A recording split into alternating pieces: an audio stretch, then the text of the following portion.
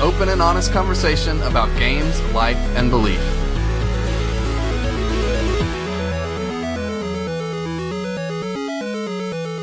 I'm your host, Drew Dixon, and I'm joined today by our managing editor, Richard Clark. Hey, Richard. Hey, Drew. How are you doing? I'm doing well as always. Good.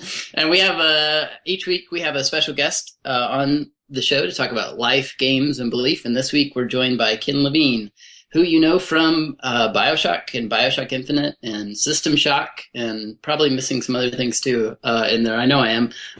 So, hey, Ken, how are you? I am terrific. Nice to be on the podcast with you guys. Drew, I want to point out that you said that we would know him from those games, like he stars in them or something. Yeah. So yeah. He made them, right? I do have a speaking role in all those games as well. Is that true? I do. In pretty much all of our games, I have a medium to small speaking role, usually small. So what would that be in Bioshock and Bioshock Infinite? In Bioshock 1, welcome to the Circus of Value! Okay, yeah. Which my wife hates. Is it your ringtone? People have asked me to have it be their ringtone. Not my wife. Has never asked me that. But she was lying there petting her dog, and she just jumped up in horror when I did that. And Infinite, I was the vending machine as well, but it was a little different. And in I don't want to talk about what I was in System Shock 2 because it was so embarrassingly bad that it's bad. It's just bad. Well, that's I did not know that. It's really interesting. Cool. So what we usually do in the I got paid no extra for it, unfortunately. Oh, that's too bad. Yeah. I think you deserve a little something for that. I do. Yeah. Well, we usually begin the first part of the cast by just talking with our guests about what they believe, kind of, and how they got to believe what they believe. So, tell us, where'd you grow up, Ken? I was born in New York City, and I grew up, and a year or so later, I moved to New Jersey. My family, I moved to New Jersey, took me with them. And, so northern New Jersey, about an hour outside of New York City. So was a religion a part of your upbringing? No, I mean, we were of Jewish descent, but I was never bar mitzvahed. I never went to Hebrew school. I never went to anything. I did when I was a teenager, I decided to say, let me check this stuff out. So, I may have been curious, or there may have been a really cute girl in this Bible study group. That's always how it starts. Yeah. And, I went and I checked it out, cause I was always open to say, well, what's this about? And I went, to a few Bible study groups, and on the Christian side, and I've been to, I've been in bar mitzvahs and stuff like that. And I think I've been pretty open about it. None of it ever really, really stuck with me in any meaningful way. And I didn't get the girl either. So there you go. Maybe if it stuck with me, I would have gotten the girl. Yeah. So, were you joking when you said it was the girl, or was that serious? Because my question is if you felt a void that led you to something like that, or if that was just something you kind of stumbled into and thought, no, this isn't working. When I was a kid, I think it's fair to say that I assumed that there was a heaven and a hell and things like that. Mm-hmm. And I just assumed that because I guess it just never occurred, and a devil, it just never occurred to me. And I don't know, I mean, that's not particularly Jewish or anything. I never had, but that was most of the sort of I read The Omen, and saw that movie when I was a kid, and The Exorcist. Yeah. I just always assumed that was the case. And it wasn't really until I became a adolescent that I was like, and for me, I was like, well, wait a minute, does that make sense to me? So, but I never really felt any kind of spiritual void, of any kind. I never felt like I had to have questions answered about the universe or about life or the afterlife. And it never weighed on me, really, honestly. So what would you say are like your core beliefs now? Like where have you landed now? Well, I mean, I have a lot of beliefs. I have political beliefs. I have social beliefs. I just don't really have any, I guess you could say I'm an evidence guy, and mm-hmm. I sort of hold all things that don't have proof or or how lack evidence in sort of the same category and to be equally as likely. I think I called myself an agnostic for a while, but then I realized that it wasn't that I sort of wasn't sure if there was a God. I wasn't anything. I just sort of realized that everything I had no evidence for, I sort of felt the same way about. It could possibly be, but there's no reason any more than anything else that has no evidence. I gave it no more credence than that. Sure. And that's when that came about when I was, started coming out when I was like, wait a minute. Wait, why? There's probably not a hell. Like that was something that occurred to me. Like I don't see any evidence for that. And that was a big relief to me because I actually used to worry about it all the time. Of course, one day I'll be like, oh man, there was one. That'll be too late. But I just sort of lumped all stuff that had no evidence together in the same group. So what would be, let's talk about empirical evidence. Sorry, because I'm not trying to impugn, spiritual beliefs and things like that, but I don't tend to have them. So I look at empirical, traditional empirical evidence. Yeah, that's kind of what I was getting at. I was wondering what would be adequate evidence to, for instance, the existence of God. Like what made make you go, okay, that probably is a thing.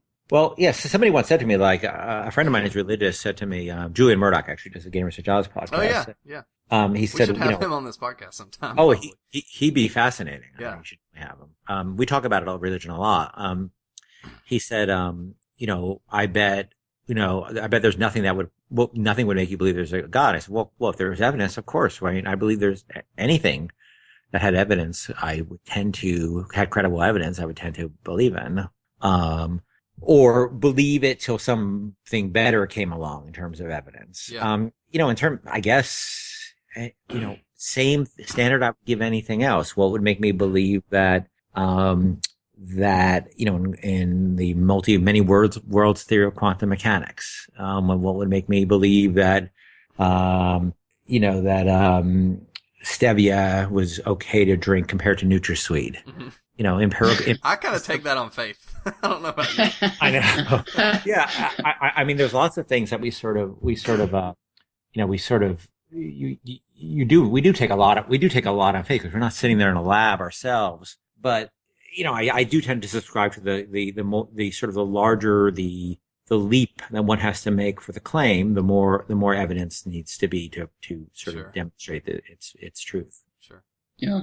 But I have a pretty empirical worldview, and that makes me a little dull, I guess. I pretty much don't have anything but empiricism in terms of what I believe. I do believe, however, that what we don't know is massive, like insanely massive. Like, 200 years ago, we didn't know there were I don't think we knew there were like microwaves and radio waves and all these other things that seem outrageous, would have seemed outrageous back then. There were little creepy crawlies, bacteria crawling around.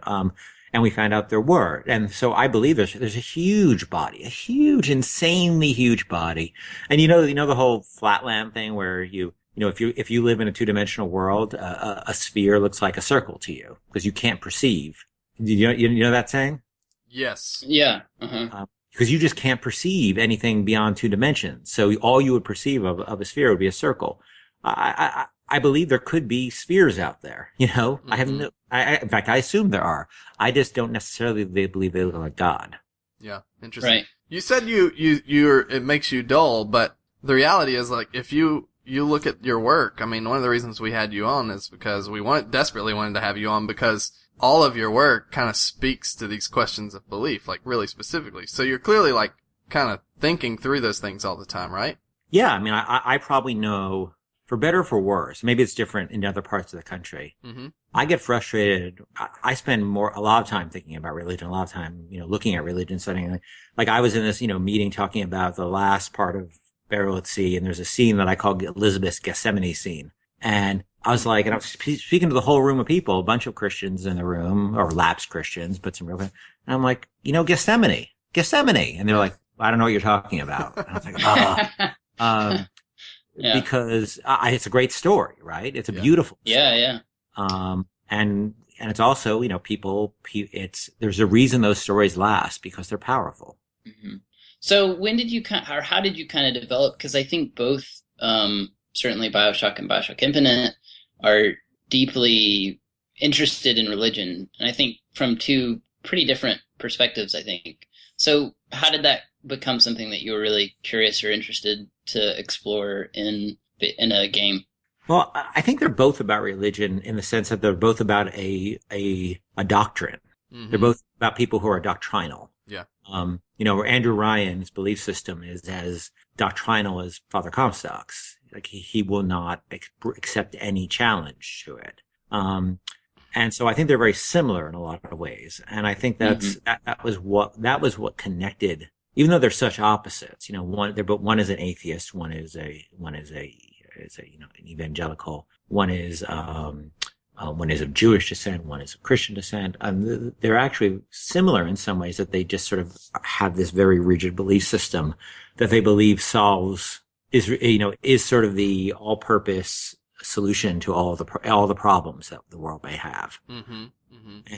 And in my version of the story, those aren't sufficient. Yeah, that's fascinating because I feel like, so I've been a fan of Bioshock for a long time. And I liked a lot about Bioshock Infinite. There were things in Bioshock Infinite, frankly, that I wasn't a fan of, right? Like, cause you go pretty hard at certain aspects of a religion that looks like me, in Bioshock Infinite, I think. Is that fair to say? Oh, listen, cause one thing I'd love to know, cause I heard a little bit of you guys talking about it on your podcast, but then I didn't listen to it because I'd rather just talk to you guys directly. Sure.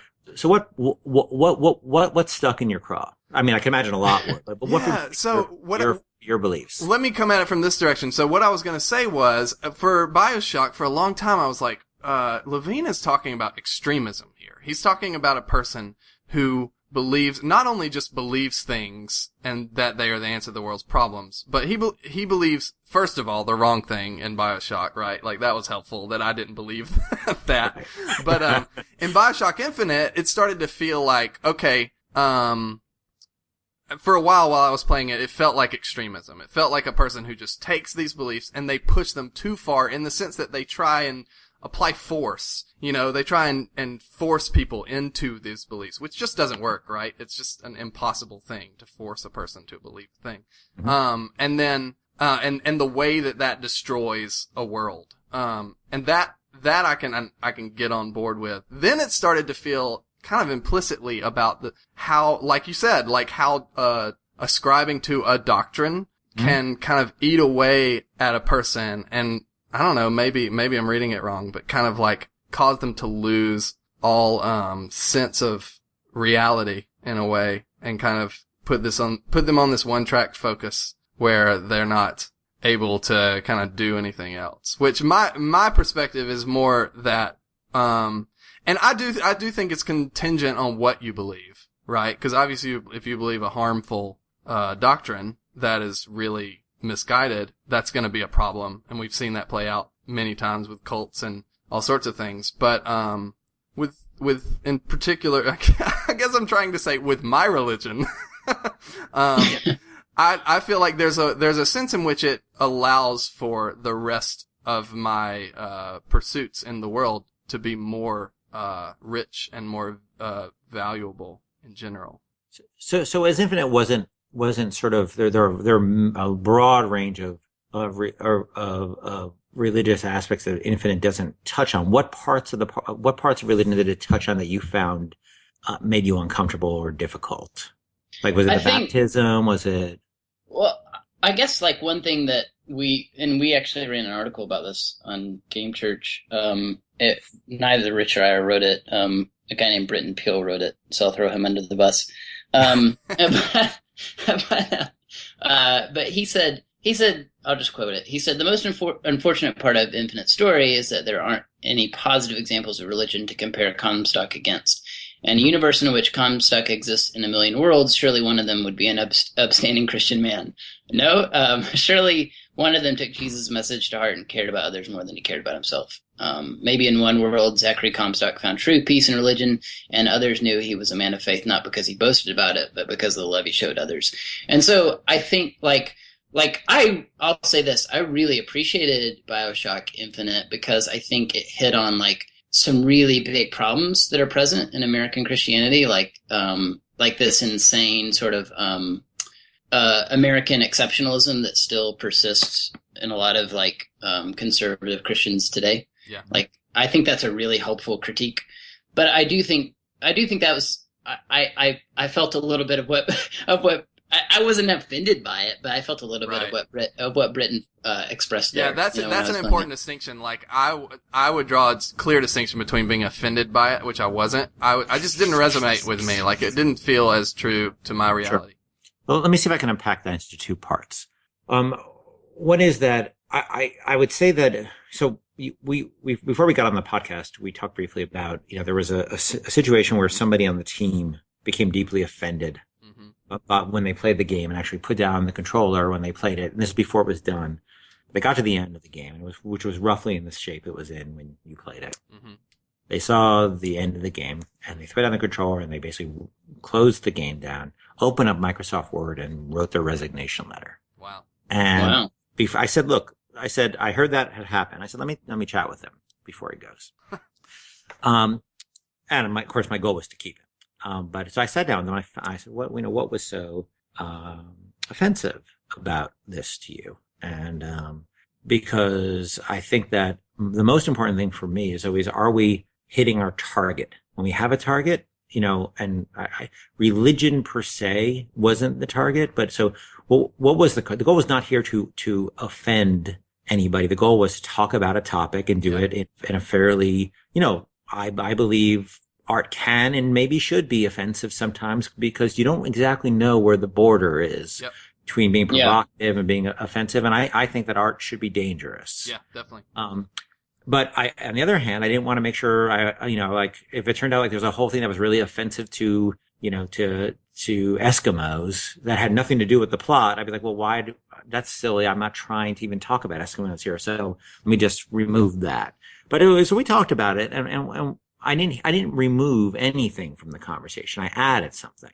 Mm-hmm. And what I added was Lady Comstock's personality. And the reason I added is I realized exactly what you're saying was right. And it was pretty late in the day that there was no real positive examples of the impact of any aspect of religion in the game.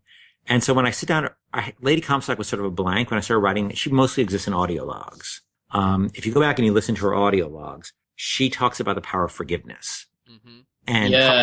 And to me, that's what resonates with me about Christianity. That the power of forgiveness, the power of non-judgment, the power of not taking vengeance, of not judging, and of forgiving. And that was one of the most powerful examples I think Christ gave, And Lady Comstock becomes an example that if you go back into her story, and, I don't know how familiar with you guys are, it is a series of audio logs. It's not in the foreground. But that was my reaction to realizing in the time I had that somebody really pointed out there was not a prevailing counterexample. And not just because it has to be point counterpoint, because it just was less interesting not to have that. So I think if there was an example of the power of religion, it was about forgiveness and about how that transformed her life. And so that's the first part. The second part is I would think about about Comstock like this. I think that Booker Comstock, spoiler alert here, right? Was a very damaged individual. And he had a whole bunch of reasons he was damaged. He was acted in a way at Wounded Knee that he could never reconcile with himself. And his view was there was a get out of jail free card, and that was baptism. Yeah. And that he could go into the waters of baptism and come out a different man, literally a different man, which is to some degree a fair, that is, and I'm not, again, as I said, I wasn't raised Christian, but you are born again in the waters of baptism, right? Mm-hmm. Well, we would say that baptism is whatever. Not that it matters, but I think Rich and I would say that it's a symbol of something that's already happened. Yeah, but Christians differ on that, but yeah. but in some notion, in some forms of Christianity, baptism is sure. And both Rich and I would say we believe in the idea of new birth as Christians. Right. Yeah. But my assumption is that there needs to be even to a religious person, even to a Christian, it's not just enough to go into the water. There has to be a change of heart. Yep. Yeah, Like a- definitely. And Comstock didn't have that change of heart. Yeah. And in one world, he realizes that it's a fake for him. It's not work for him, and he's Booker. And the other world, he says, no, this will work. This will work. And his conversion, his rebirth is a false one. And let's live in a world where we assume there is a Christian rebirth. There is an actual transformation that happens. Mm-hmm. Comstock didn't, in my view, if there was such a transformation, he never had it. Yeah. So I'm not trying to get out of jail free here with you guys. I think by most lights of Christian doctrine, he wasn't actually born again. Yeah. Yeah. Right. What's difficult with that for me is that your entire world is led, that religion is led by him. So it's like foundationally, it's built on a lie. Though I guess there's a lot that could exist outside of that world, right? So yeah, that's what I'm missing. Right. In the same way that it wasn't representative of, the reason it was not America. Yeah. And not Christianity. It was because look, his religion is a form of, it's really a mixture of religions. Because like he has as much like in the way that Mormonism took Christianity mm-hmm. and sort of did a new, latter day revision of it. His religion is much more akin to Mormonism in terms of, I don't mean in validity or anything, but in terms of structure, that he took the Bible, like Islam, like Mormonism, and said, there's a new chapter, and here it is. And his new chapter involves a whole bunch of new prophecies. Latter day, I mean, yes, it's like Mormonism in a lot of ways, that there's latter day prophecies. And it's a highly prophetic religion, and he calls himself the prophet. So I don't actually think it's really one-to-one Christianity, but on the other side, there is nobody can really point to any one form of any religion, Judaism, Christianity, Islam, and say this is the one. If I wish, it'd be nice if we could. Maybe the Sunnis and the Shiites wouldn't be killing each other all the time, and maybe the religious wars in Europe never would have happened, and so on and so on and so forth. Yeah. Can we talk a little bit about the picture of that particular religion that you paint in this game, this Bioshock Infinite, because in that game, you kind of do this dead-on, extreme, like, kind of if we get what we want version of the American church at its worst. I don't know if you have experience with that or what, but it felt really eerie to me, like the marriage of nationalism and Christianism, sort of, that happens in that game. Like, I don't know if you've ever sat in an evangelical 4th of July service, but some of them, like, can be really scary. Like, really weird and odd and scary. Because of that marriage. Tell me about it, because I've never actually, I've seen stuff on TV and I've heard them talk. Yeah. I've never been to one. Essentially, like, the thing that comes to my mind and that I've experienced actually is, like, going to, not a church that I attended, but, like, going to church with relatives, and then, like, on the 4th of July, and you sing, like, God Bless America and the Battle Hymn of the Republic. And like these songs that really don't have much of anything to do with God. You know what I mean? Other than the fact that they claim that God happened to do something nice for our particular country. And then I've sat in services where there were literally like what's called a patriotic medley, where you watch the choir sort of sing several stereotypical patriotic songs, and then at the end they sing like maybe an original that ends with this big, and it's all about like God working through America to accomplish his purpose. I think churches think of America as, I want to be clear that I'm not talking about all of evangelical churches, because we clearly go to churches that don't do this, but it's a lot of them, especially in the South. So the idea that America is sort of God's chosen nation, and it's just weird how much that contrasts with the Bible. Clearly the Bible doesn't talk about America, and it definitely talks a lot about how God doesn't intend to use force, and how he intends to save all nations, of every tongue and tribe. So it's weird to me, like, that exists, and it's just kind of stunning to see that picture in Bioshock Infinite. That was one thing that definitely resonated with me. Well, like, I independent of religion. Yeah. I've always think that, like I'm generally not a huge believer in nationalism. I tend to believe government is a utility we create to make our lives better. Yeah. And the notion of wanting to die for a country always struck me as bizarre because we create government to make our lives better. The government doesn't have value beyond improving the lives of the constituents. And this is not about an argument for big government or little government. It's really a philosophy about government. And I've always been very uncomfortable with, and my wife and I go to the 4th of July thing here. She likes fireworks and we go and it's fun. And there's the Pledge of Allegiance, or sorry, the song with this, put your hand on your heart. The Star Spangled Banner. Yeah.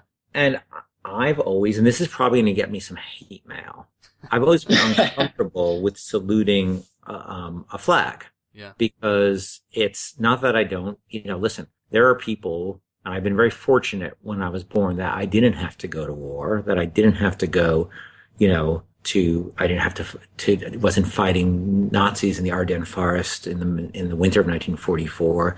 I didn't have to land in Iwo Jima. I didn't have to do any of those things. I didn't have to march, down to Atlanta. But on the other hand, I believe those things were done not for a flag. They were done for the people that you care about and to protect the people that you care about in a community. Yeah. And so we get ugly looks because we don't stand up. And I'm not trying to protest. I just don't feel comfortable doing it. I feel really false when I do it. And the same thing, I have the same problem at religious services. When, we go to Passover or something, and I feel very uncomfortable, not because, again, I have loathing or disdain for anything. I don't feel it, it's like telling someone you love them when you don't. And I think that, I think nationalism is generally used, generally nationalism leads to bad things. Mm-hmm. In almost every case. And it is used, and I think it's one of the most dangerous inventions. And it's so obviously, and I'm about to get maybe offensive to you guys in a minute, but if you wanted to create something to make people do stuff for you and not have to give them anything in return, nationalism would be a great invention. Yeah. Mm-hmm. In the same way, one could argue that if you wanted to create something where people would do stuff for you and you don't have to give them anything back until they die, you could say religion might be a good invention. Yeah, that's true. I agree with that. If it was to be, and look, and let's say let's allow for America might be exceptional, capital E exceptional, or or Jesus Christ did come as the Son of God and to redeem us for our sins. Let's say those things are true. If those things were true, they would coincide with an excellent invention of somebody who wanted to manipulate people. And mm-hmm. even if they were true, they would resemble a brilliant manipulation. Yeah. I think that's fair to say. Sure. And so I think that that's why religion and to some degree, and nationalism they're very, very, very powerful forces. And they're also, I think, forces to be feared and respected because they are so powerful, and they've moved mountains over thousands of years. Yeah, and I think the Bible is well aware of what you're talking about. The sort of the danger of misusing these ideas. True. It's one of the biggest things that the Bible despises is this idea of false teaching. And there's circumstances where a guy's like, I want to use this to make money, and it's like, you are dead to us. Basically, it's just not a cool thing to do, basically. So yeah, or like James says, true religion is this, to care for orphans and widows in their distress. So there's this, and that's like a constant theme in Jesus' ministry too, right? Of like, he's constantly fighting with the Pharisees because he claimed that it was a religion devoid of substance. And obviously, like, that doesn't like automatically make Jesus right, but it is something that I think Scripture at least attempts to be aware of, I guess. Well, Scripture is separate, and stop me if I have my facts wrong here. Sure. And again, I'm not trying to offend anybody here. I'm just these are the questions I think about. Go for it. Offend us, please. I think it's inarguable that there is a fair amount of textual inconsistency in the New Testament. There's a fair amount of debate about, which the Gnostic Gospels and even contrast between what Paul may have written with, with what might be, in one of the other Gospels, even one of the accepted Gospels. Different, Christ's divinity appears in some of the Gospels, but not others. The notion of Christ being divine. Well, yeah, I mean, I think Rich and I would both like there's certainly debates about them, and I think there's actually a pretty strong case. And we're getting into like really ticky things here, but I think there's certainly a case that can be made for Christ being divine in all four Gospels, which is obviously like a hugely important. Like if I didn't think Christ was divine in all four Gospels, that would be a game changer for me. Right. Well, I think to some degree you have to sort of put a leap of faith into the text to see a fully consistent piece of text. But that's what religion's about. It's about faith. Sure. Yeah. No, I think that's fair. Yeah, I do think that it takes faith to believe that. Absolutely. Yeah, but I would contrast that with kind of overlooking facts. You know what Sure. I mean? Like, so I'm saying I don't think. So I would disagree with your first statement. And maybe we can just agree to disagree on that, which is cool. But I don't think the textual contradictions are that open and shut. And when they are, I think they're more, a result of different authorial intent than anything, if that makes sense. Yeah, no. Look, so I think you can say it's resolvable with faith, but certainly there are arguments to be made about problematic inconsistencies in the text. Mm-hmm, mm-hmm. There's also, I think, a fair amount of argument to say that there are things in the Old Testament that I think any modern person would pretty much want to walk away from. Aspects of the Old Testament. Yeah. Sure. With is it Lot's daughters and certain aspects of what happened during the Exodus and the kind of the various all a fair amount of what we consider atrocities, approval of slavery, all that kind of stuff. It's not a 21st century view of the world. Certainly, I think that's fair to say. Yeah, I think the overarching issue here is that, like, people like Drew and I would say, yes, we would look at those things and be repelled, but we would also see what it's trying to do and the Bible itself is repelled by those things, if that makes sense. And maybe we differ on what is repellent and what's not, but there are a lot of things in the Old Testament, and all the things you listed, certainly. We would also say, yes, those are repellent, and Scripture is making that point in that text. Just like in, Bioshock Infinite, you have a lot of things and people say, oh, it's violent, so it's bad, but that's kind of the point, right? So, Sure. Well, you could say that as a narrative, the position was that God is saying, as a narrative, that these are bad. These are things that that shouldn't be done. That shouldn't happen. That shouldn't be existing, I think. That Yeah. shouldn't be in this world. I think in the Old Testament, broadly speaking, he's painting a picture that describes our need for Christ, right? The world's kind of overarching need for salvation. Okay, so that's interesting. So in your view, is that there's a book that's full of a bunch of problems, and Christ sort of appears as the solution to the problems. That's an oversimplification, which I made, but yes. That's basically it. I think, there's definitely a lot of different things going on, but I would say to the things you're referring to, yeah, I would say that's the case. So I guess the larger point I was trying to make is that I think that I think the reason you see the stuff work coming for me is I have a general discomfort with sort of once we get too comfortable in our belief systems, and they're not open to being challenged, I think you often see trouble. Yeah. And if we think our system of belief is correct, you often see trouble. I wrote on a Facebook posting recently, nothing particularly original, but I think something I truly believe in is that, how you define a true society is freedom from fear and freedom of speech. That allows us to question, and to always question. And I think when I'm trying to write about societies that have stopped questioning. Yeah. Yeah, that's interesting. Yeah, because it's interesting. I was just thinking as we had all this discussion, like, and we were kind of critiquing Infinite a little bit about like wishing there were, more Christians like us in the game. Because we're such great Christians. No, we're not. But Rich is definitely not. No, I'm kidding. That's but fair. but I think Bioshock, the first Bioshock, is kind of more sympathetic. And from that same standpoint, it's critiquing a society in which religion is not allowed at all. Mm-hmm. And so one of the first things that you find that people smuggled in to into Rapture is Bibles. I thought that was a really that was a profound moment for me playing that game, is finding that people had smuggled Bibles into Rapture. I think I guess what I was trying to say with that was that trying to tell people what to think and what not to think. It is always going to be a fruitless endeavor. As you said, you can tell somebody to think something, but they won't necessarily think it. They can act like they're thinking it. They can pretend that they're thinking it, but they won't be thinking it.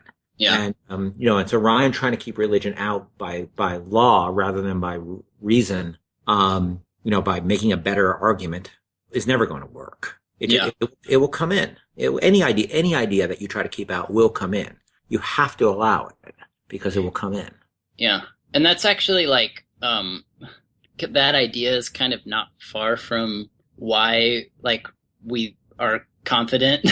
And this is going to sound arrogant. I don't mean it to be, but in doing this podcast is because we believe that, the truth will come to the fore, the truth will speak loud enough for, we don't, and I think that's what I'm speaking in circles a little bit, but that's what makes Christianity, I think, distinct from a lot of other religions. And obviously this has not always been true in the practice of Christianity.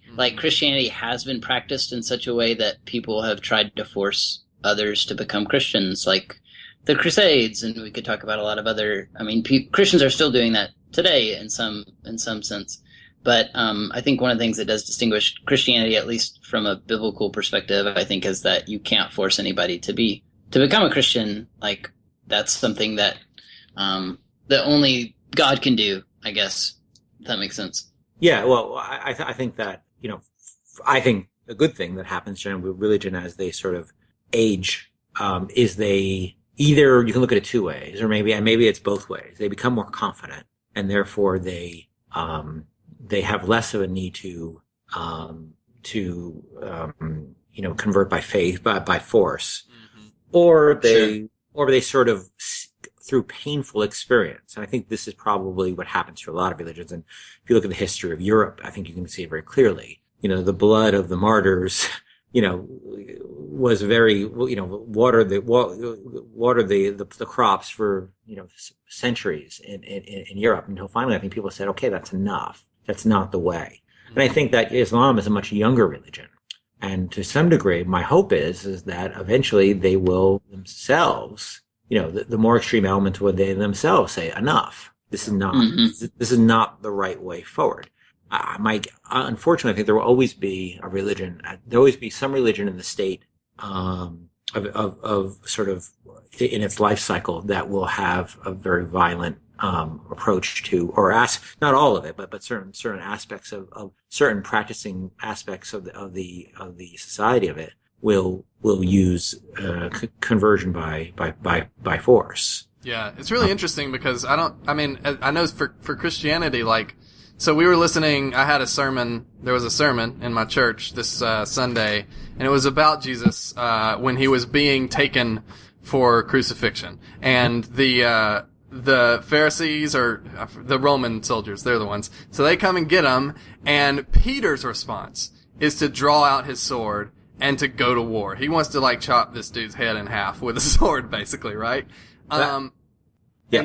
And Jesus' response is an instant. He doesn't even think about it. He's like, stop. No, that's not what this is about. It's not even remotely what this is about. And you see that thread throughout the New Testament where it's the people, it's the followers who are always like, come on, let's go. Let's do this. Let's go to war. Let's get this done. And over, it's God, or you might say the religion itself, that is saying, actually, that's not the case. So I kind of feel like my perspective is, it is natural within ourselves to want to do that. I don't know if religion is the issue.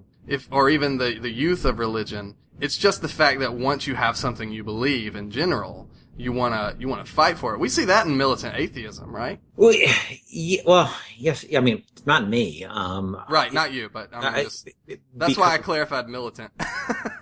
Frankly, I don't. Look, if from my perspective, as long as they're not telling me what to do, yeah. If people want to go to church all day long, that's their business. Right. I couldn't care. I don't need to convert anybody. I think the anxiety you're seeing in atheism is sort of, and I can't speak for everybody. I'm sure there are people who this is not true for. The only anxiety I have about religion is when, I think the notion of living in a world where somebody would tell me I have to believe in a religion would be a very, very difficult one for me. Sure. In the same way, I imagine if somebody told you had to be atheistic. Yeah.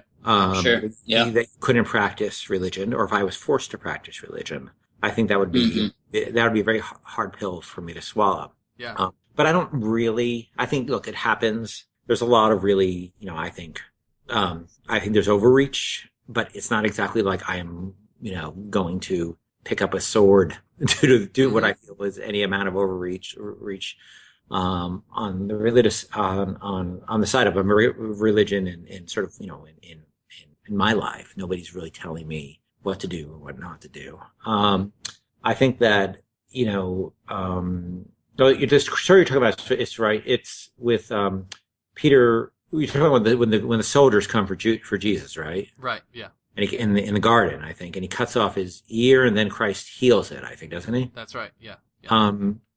I think that's the whole story. Like I've got to confess something that I think the story of crucifixion is I mean, it may have historically. I don't believe in the sort of the divine aspect of it. But as a story, I think there's a lot to learn from, and I think it's a beautiful story. And one of the reasons I think it's so beautiful is Christ's agony in the garden, that he doesn't want to die, and and he asks for the cup to be taken away from him. And I think that probably has a lock on the most powerful dramatic scene ever written. Yeah, I agree. Because it makes him real and it makes him human. And I think it's such a beautiful story. And I think that it also makes his sacrifice have meaning. Because if he's purely divine, who cares, right? Hey, I'll, sure, so zap me in the hands with your nails, but my super hands will repel it with godly power.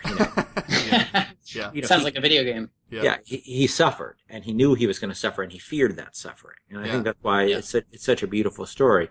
So I think religion, there's a lot that, and religion has a huge amount of contribution to drama, into art, an insane amount. And I think that it always surprises me how little most modern people interested in the arts know about these stories, because even if they're just stories, they're incredibly powerful. Yeah. Yeah.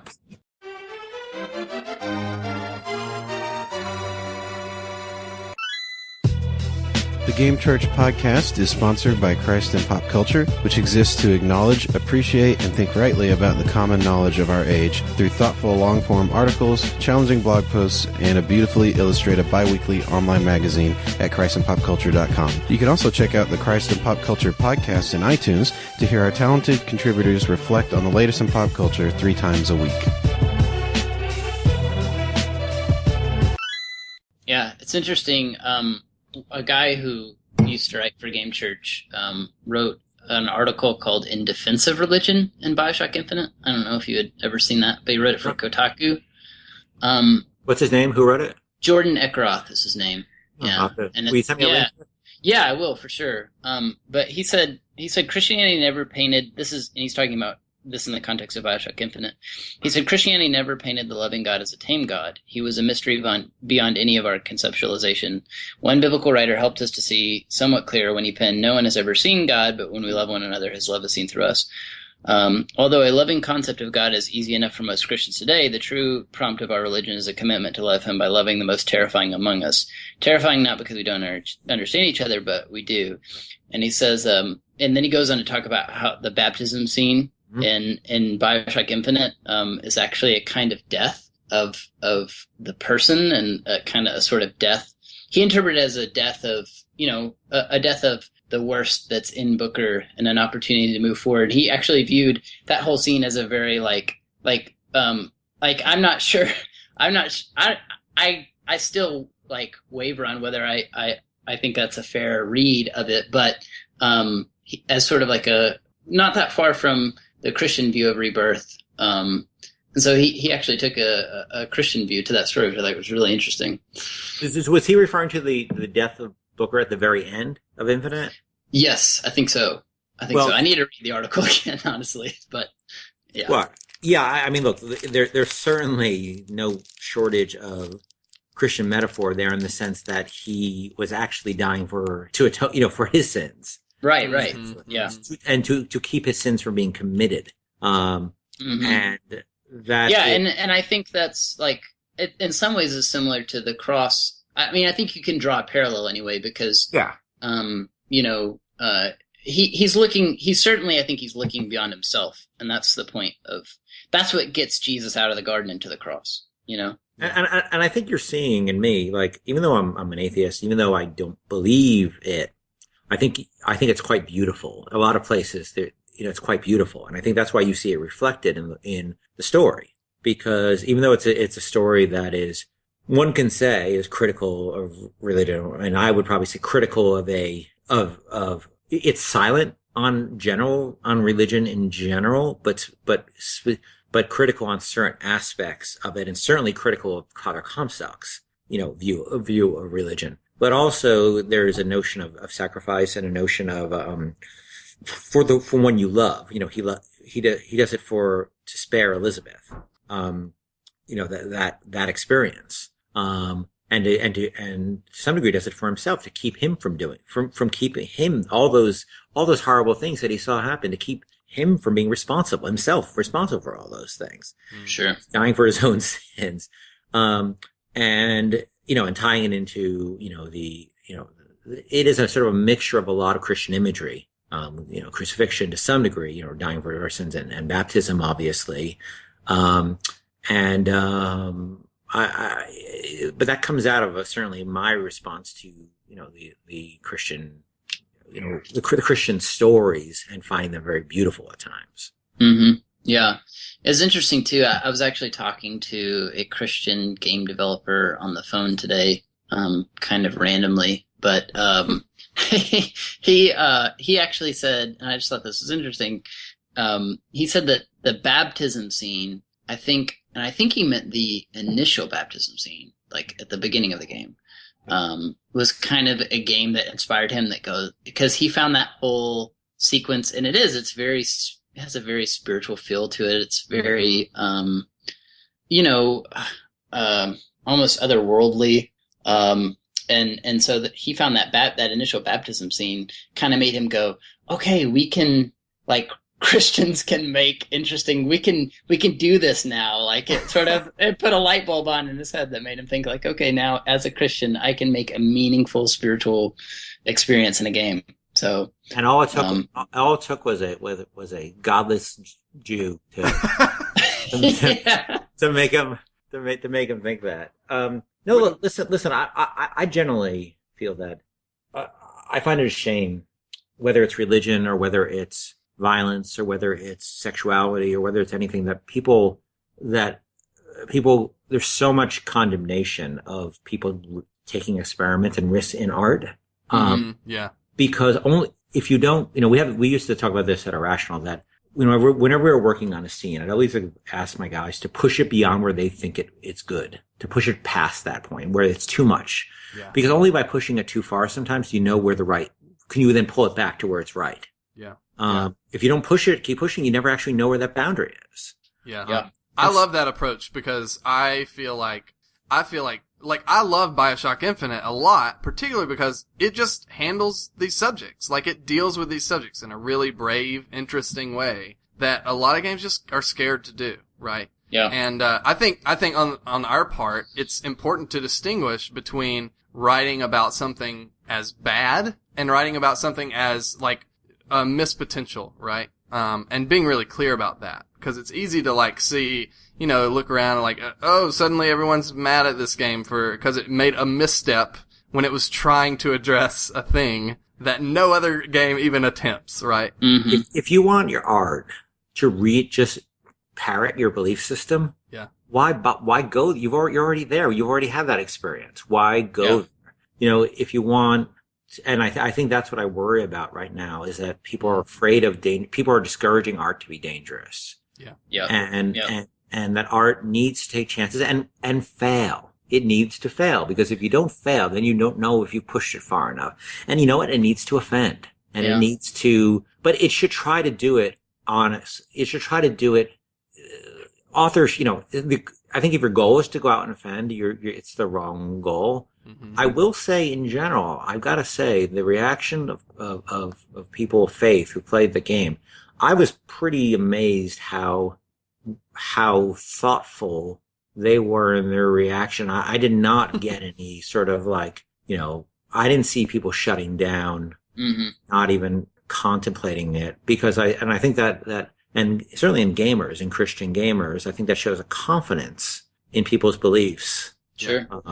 That is a positive thing. And I think that we should, all of us, when we think about art, we need to be confident in our beliefs, confident enough that they can be challenged. Yeah. And comfortable with those being challenged. Yeah, and interestingly enough, that's what this guy I was talking to, who's a Christian game developer, was kind of saying. I think that's what he was trying to say, is that scene inspired him to like try to say something, you know, risky with the game that he's making. I think he's trying to take some risks with it, because I think in general Christians haven't done that when they've tried to make games, or really art in general, at least in the last like 50 years. Mm-hmm. When Christians try to make art, it's not very risky. It's really safe.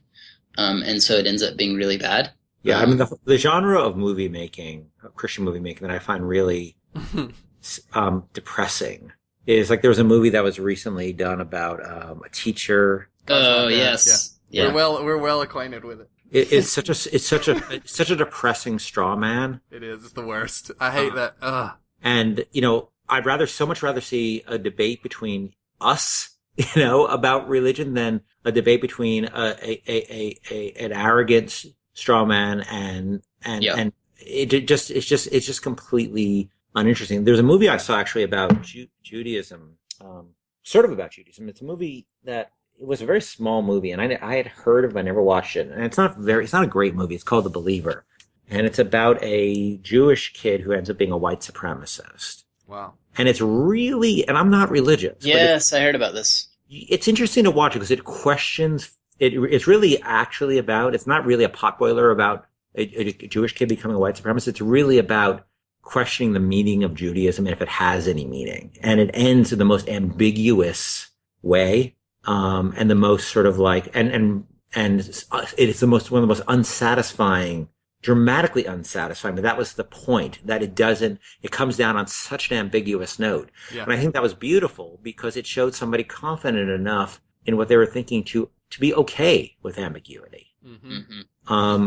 As compared to some of these, a lot of what I think, especially in the sort of the media aspect of religious movements, is this sort of certainty. Yeah. And, you know, one of the reasons I like talking to you guys so much is, you know, like I was very curious to see, I think, you know, criticizing, I think the critique that Infinite, here's what I think is a very fair critique of Infinite. Outside of a very small bit of Lady Comstock, I think there are plenty of people in the world, lots and lots of people who get joy and meaning out of religion. Mm-hmm. Sure. Whether I believe it or not doesn't matter. They get joy and meaning out of it, and warmth and community. I did a very poor job of representing that. Huh. And I think that's a very fair critique of the game. And I think that I realize, and I think this is because I could intellectually engage with Rapture, you know, with objectivism more, even though I'm not on board 100%. At least I understood the appeal of it a lot more. It took me longer, and because I know I'm not religious, I think that I did religion a bit of a misservice there, independent of whether it's anything to do with its quote reality or not. Sure. The reality is many religious people derive a lot of meaning from it. And I didn't convey that very well. Very late in the day, I tried to convey with Lady Comstock, but I think if I had to go back and do it again, I would spend a lot of time thinking about how to put some, not balance, because it's not about saying, oh, it has to equal out, but there's a reason people are religious, and some very nice people are religious is because it adds meaning. It brings meaning to their lives, and I did not do a good job of showing that. Yeah. I want to, and we appreciate you sharing that. And, for what it's worth, like, we loved both Bioshock and Bioshock Infinite. Well, I want to shift gears, for just a minute. We're kind of running out of time here, but I want to ask one last question kind of about video game violence. And cause I think Bioshock is a game for some people anyway. And I think for me that changed the conversation a little bit, maybe, about video game violence. And so I want to read a quote from Brendan Keogh's book, Killing is Harmless Euro book on Spec Ops: The Line, actually. And we had him on the show last week. And anyway, he talked about Bioshock, and I thought this was interesting. So this is what he says about Bioshock. He says, Bioshock, through its Would You Kindly reveal, so spoiler there, but Bioshock through its Would You Kindly reveal made a statement about video game play. It noted how, as a player, I never made a choice in a video game. It noted that every time I thought I was making a choice of my own free will, I was in fact doing what the game permitted me to do. Post-Bioshock, then, I think there's been an absolving of the player's responsibility in gameplay alongside, paradoxically, a determination to hang on to the player's agency. That is, players still demand the ability to make choices, but refuse to accept responsibility for those choices. So I guess I want to get your thoughts on that quote, and then also I'm curious to hear if you think about kind of that moment in Bioshock, and Bioshock in particular as a game that maybe changed the conversation a little bit in terms of video game violence. And I think it's a game that's more self-aware about its violence for sure than, at least any previous shooter that I can think of right off the top of my head. Yeah. I don't know if I'm really convinced that it changed a conversation about violence per se, because I don't think that was really our core concern. I think it was about, the things I was really looking at is agency and freedom, and both as a gamer and as the character Jack in the world of Rapture, because Ryan's world, the world he created is one of supposedly one of freedom, right? Why he created Rapture. It was to be free of other people saying to you, no, said the man in Washington, right? That whole angle that you control your own destiny. And to some degree, I think games promise that a lot. And I think some games deliver more than others do. I think Civilization does a pretty good job of delivering a fair amount of control over your destiny within the context of that game. Yeah. But story games tend to have a much harder time of that. Story-driven games tend to have a much harder time of letting you control your destiny, because we don't really have we haven't had a great methodology to sort of react to the player going off the plot, to improvisation. And where Civilization sets up rules wherein you can improvise. Story is a little more difficult to do that with. So I don't know. I mean, I don't think violence is really something I really was thinking about. And to some degree, I also, I think video game violence and actual violence have so little to do with each other. There's actual violence is so shocking observing it in real life is so shocking to the soul, and committing it, the thought of actually committing an act of violence and harming someone even harming, I'm a guy who doesn't, who literally finds bugs in his house and carries them down 2 flights of stairs and puts them outside. Not because just because the thought of it's just gross to hurt something, it really makes me feel bad. But I'll kill the crap out of things in a video game, because those things any human in a video game has a zillionth less life than some little bug who crawls into my house. Yeah. I will slap a mosquito. I'll say that. I will slap the crap out of a mosquito. Those things are killing machines. But I think it's a little, I find it a little disrespectful to life in some way to talk about video game life as having anything to do with it. That's interesting. That's interesting to me because I like when I was playing, for instance, Bioshock Infinite. There's a long introduction, and then there's that scene where you first kill a dude, right? Yep. And that scene to me had a huge impact. It didn't feel as if I was actually killing a real person, but it did have. It's memorable for sure. Yeah, it was definitely memorable, and it was shocking, and I think for me it felt like a representation of what it might feel like, if that makes sense. Look, I think we're talking about drama, right? We're talking about the ability to create emotion. I think when I get uncomfortable is when people actually start saying this is connected, that there's some moral element to it. Like ethical element to it, like killing in a video game is somehow ethically bad in the way killing in life. Like I don't think it's an issue of quantity. I don't think it's a zillionth is bad. I think it is, one is not bad and one is not ethically wrong and one is ethically wrong. I think dramatically, if you do your job right. So for instance, you could go play Smash TV tomorrow, right? Remember that old game? Yep. Mm-hmm. And you can kill all day long and you're not going to have any emotional connection to that, primarily because it's not dramatically, I love that game, but it's not dramatically effective when it comes to dealing with violence, where I hope Bioshock is dramatically effective in terms of dealing with the violence in that world.